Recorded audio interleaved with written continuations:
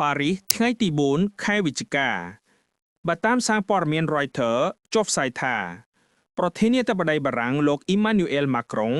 បានមានប្រសាសន៍កាលពីថ្ងៃអង្គារថាប្រទេសអ៊ីរ៉ង់បានដោះលែងជនជាតិបារាំង2នាក់ដែលត្រូវបានឃុំខ្លួននៅទីនោះអស់រយៈពេលជាង3ឆ្នាំដែលជាការដោះដូរជាក់ស្ដែងសម្រាប់និស្សិតអ៊ីរ៉ង់ម្នាក់ដែលត្រូវបានដោះលែងដោយមានលក្ខខណ្ឌកាលពីខែតុលាលោកស្រី Cecile Kohler និងដៃគូរបស់គាត់គឺលោក Jacques Paris ដែលត្រូវបានឃុំខ្លួនតាំងពីឆ្នាំ2022បានចេញពីពន្ធនាគារ Evin ហើយកំពុងធ្វើដំណើរទៅកាន់ស្ថានទូតបារាំងនៅទីក្រុងតេហេរ៉ង់លោក Macron បានបង្ហោះនៅលើបណ្ដាញសង្គម X ថាខ្ញុំស្វាគមន៍ជំហានដំបូងនេះការសន្ទនានៅតែបន្ត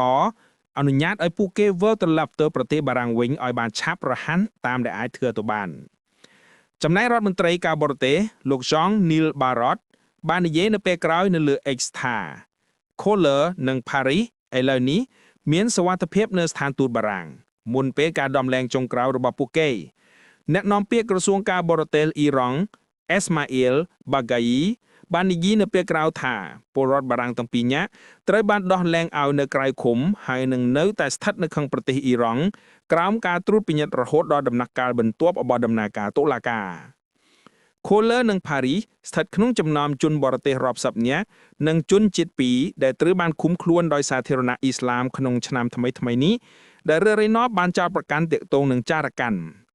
ប្រទេសបារាំងបាននិយាយថាចោទប្រកាន់ប្រឆាំងនឹង Kohler និង Paris គឺគ្មានមូលដ្ឋានការដោះលែងរបស់ពួកគេបានបញ្ចប់ការចរចាអស់រយៈពេលជាច្រើនឆ្នាំរវាងប្រទេសទាំងពីរលើពលរដ្ឋបារាំងដែលត្រូវបានឃុំខ្លួននៅក្នុងប្រទេសអ៊ីរ៉ង់មានចំនួនរហូតដល់7នាក់គិតត្រឹមឆ្នាំ2022ប្រទេសបារាំងបានចាប់ប្រកាន់ម្ដងហើយម្ដងទៀតថាអ៊ីរ៉ង់បានចាប់ចំណាប់ខ្នងរបស់រដ្ឋនិងឃុំខ្លួនពលរដ្ឋរបស់ខ្លួនតាមអំពើចិត្តតាមលក្ខខណ្ឌស្រដៀងនឹងការធ្វើទូរនកម្មទីក្រុងតេហេរ៉ង់បានបដិសេធការចោទប្រកាន់នេះ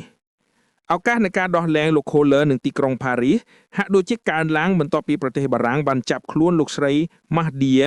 Espandiri ដែលជានិស្សិតរស់នៅទីក្រុងលីយ៉ុងកាលពីដើមឆ្នាំនេះចំពោះការបង្ហោះប្រព័ន្ធផ្សព្វផ្សាយសង្គមប្រឆាំងនឹងអ៊ីស្រាអែល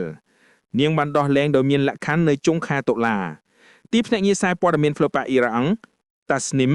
បានដកស្រង់សម្ដីមន្ត្រីក្រសួងការបរទេសអ៊ីរ៉ង់ម្នាក់នៅពេលនោះថា Espandiri កំពុងត្រៀមខ្លួនសម្រាប់ការដកដូរអ្នកទោស